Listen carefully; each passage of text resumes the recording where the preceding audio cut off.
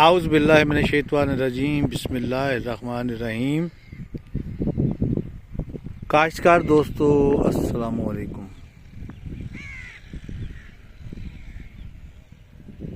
ये जो इस वक्त आपको कैमरा की नज़र से गंदम नज़र आ रही है, ये 4 नवंबर की काश्त है।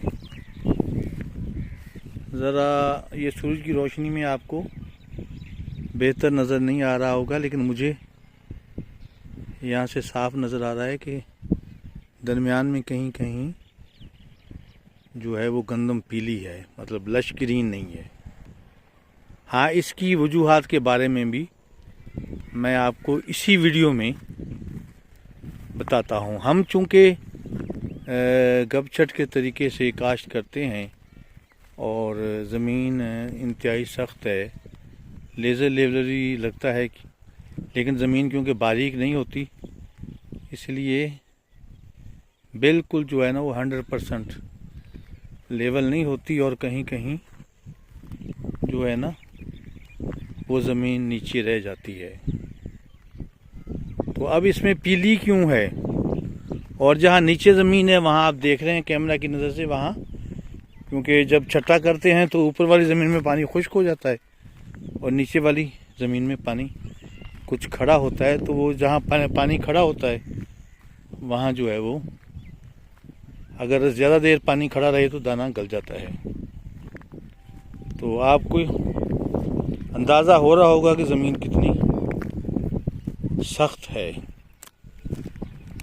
इस गंदम को काश्त किए आज 21 दिन हो गए हैं या 20 दिन।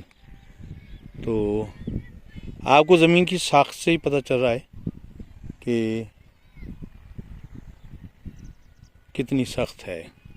तो ये जो पीली है, हाँ, उससे पहले मैं अर्ज़ करूँ कि आज हम क्या इसमें छट्टा कर रहे हैं।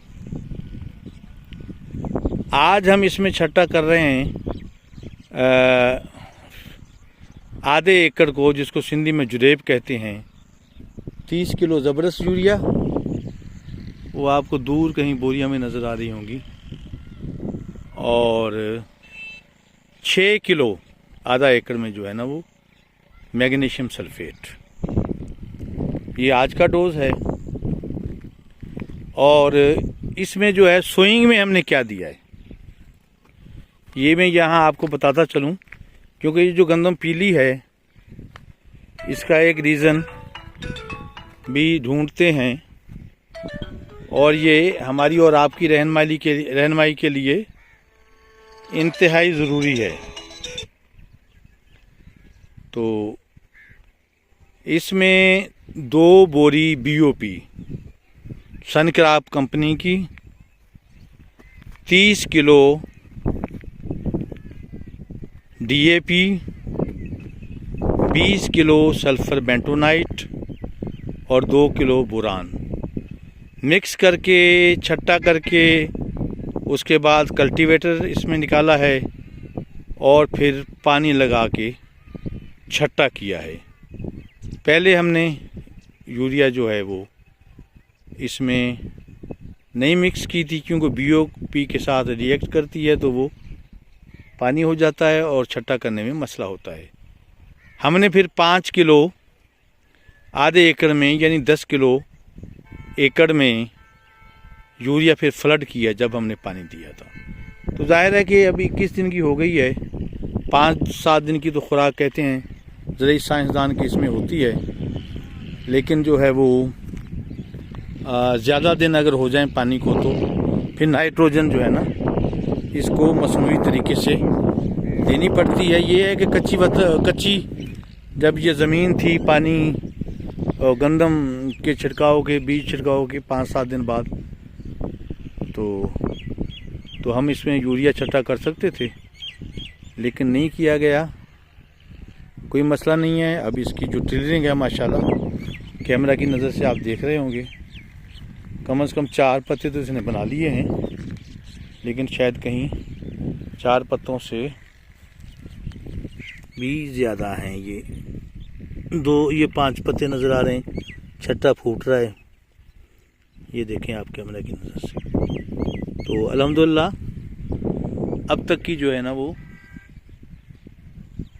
इसकी जो है बढ़ोतरी की रफ्तार बड़ी आइडियल है। नीचे जो हमने खाद दी थी उसका रिज़ल्ट आपको साफ ज़ाहिर आ रहा है। नीचे हमने एसओपी नहीं दी, इंशाल्लाह 12.5 किलो एसओपी अगले पानी पे नाइट्रोजन के साथ।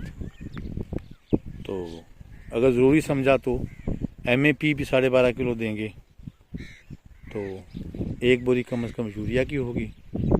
तो मेरे ख्याल में आखिरी खाद होगी वो, उसके बाद शायद ज़रूरत ना पड़े।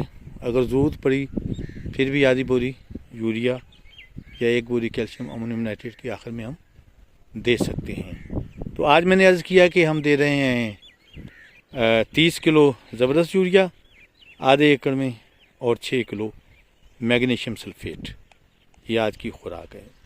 ये इसलिए भी ज़रूरी है, यूरिया हमने बढ़ा के दी है ज़बरदस्त यूरिया कि इस वक्त जो है ना वो टिलिंग हो रही है। अब इसको शायद 21वां पानी आएगा या 28वां पानी आएगा, ये कुछ कह नहीं सकते, क्योंकि हमारे यहाँ वाराबंदी के हिसाब से पानी आता है। इसके बाद आपको दूर से ये सिर्फ नज़र आ रही है छोटी गंदम, नाली के उस पार, कीकर के उस पार जो है वो इससे 1 हफ़्ता लेट है। मतलब उसको आज 15 दिन हुए हैं, लेकिन वत्तर है अगला हफ़्ता हमारी नहर बंद रहेगी। इसलिए आज रात हमारे पास पानी है, कल सुबह नहर बंद हो जानी है। बारी हमारी अभी 2 दिन है, लेकिन हम एहतियातन इसको पानी देने की कोशिश करेंगे, क्योंकि इस दफ़ा अगर पानी नहीं आया तो अगली बारी नहीं आएगा, फिर उससे अगली बारी समझो 28वां हो जाएगा। उससे बेहतर है कि ज़मीन वत्तर है तो हम इसको 15वां पानी दे दें। दोस्तों, आपकी बड़ी बड़ी मेहरबानी, नवाजिश, दुआओं में याद रखिएगा। अल्लाह हाफिज़।